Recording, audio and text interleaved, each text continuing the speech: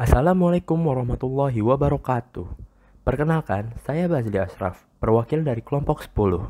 Untuk kesempatan kali ini, kelompok kami akan mempresentasikan topik yang berjudul What You Need to Know About Hydropower. Pertama-tama, presentasi ini akan dibuka dengan apa manfaat dari hydropower.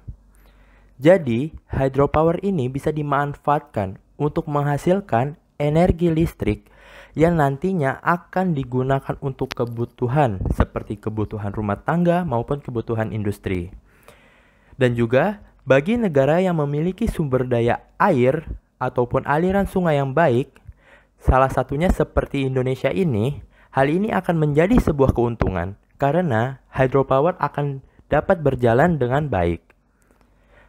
Selain itu, hydropower juga memberikan banyak sekali keuntungan yang lainnya.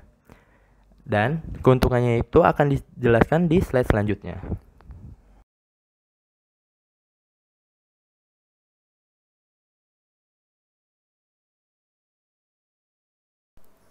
Keuntungan dari hydropower antara lain: 1. Lebih hemat karena gratis, maka hydropower dapat menekan harga produksi sehingga biaya listrik pun bisa menjadi lebih murah. 2. Lebih bersih. Hydropower bisa menjadi pilihan sumber energi alternatif karena tidak seperti fosil. Hydropower tidak menghasilkan polusi berupa karbon dioksida sebagai efek samping dari energi yang dihasilkan. 3. Terbarukan. Penggunaan tenaga air sebagai pembangkit listrik tidak menghabiskan air, melainkan hanya memanfaatkan gerakan atau aliran air.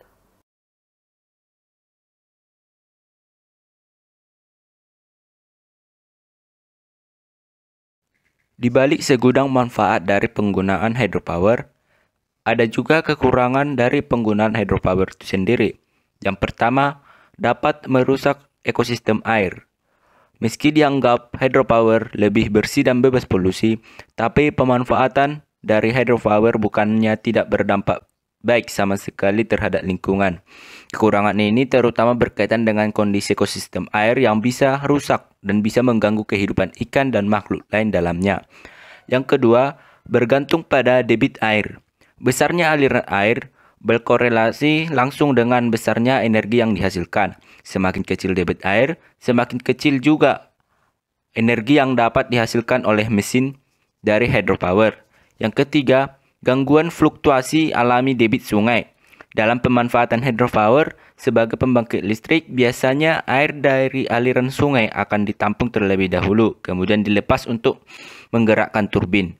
Pola operasi tersebut umumnya akan menyuplai pada saat beban kebutuhan listrik mencapai puncak.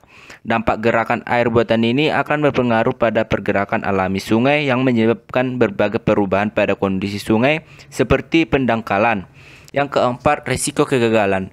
Risiko kegagalan ini merupakan tidak dapat berjalan lancarnya proses hydropower ini ataupun kegagalan pada mesin pembangkit listrik tenaga air. Selanjutnya, saya akan menjelaskan dampak hydropower bagi perekonomian di Indonesia.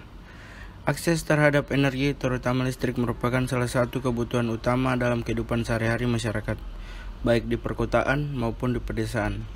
Kebutuhan akan listrik semakin bertambah. Sampai saat ini, masih ada sebagian wilayah di Indonesia yang belum mendapatkan aliran listrik.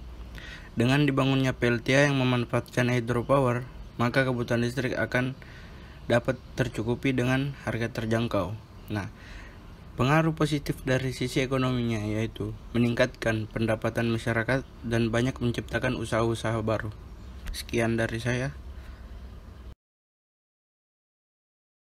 Energi alternatif dari hydropower. Secara umum, hydropower merupakan salah satu pilihan energi alternatif yang bisa dipilih karena berbagai keunggulannya.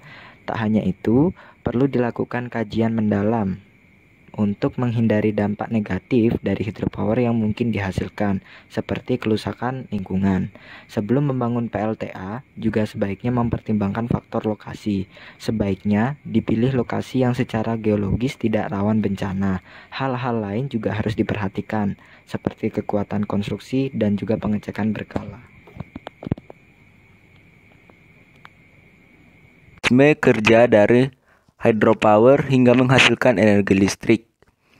Mula-mula, reservoir merupakan tempat penampungan air, di mana air akan dialirkan menuju turbin. Turbin akan berputar, dan turbin juga akan terhubung ke generator yang menghasilkan listrik. Generator ditempatkan pada sebuah ruangan yang disebut powerhouse. Generator itu sendiri terhubung kepada transformer, di mana transformer berfungsi untuk menaikkan tegangan sesuai dengan kebutuhan masyarakat. Selanjutnya, transformer akan menghubungkan kabel pada tiap-tiap kabel yang disebut dengan transmission lines, di mana tiang-tiang kabel ini akan menyalurkan kembali kepada rumah tangga yang ada di sekitar pembangkit listrik hydropower. Sekian presentasi dari kelompok kami. Apabila ada kata-kata yang kurang dipahami dan selebihnya kami mohon maaf dan kami ucapkan terima kasih.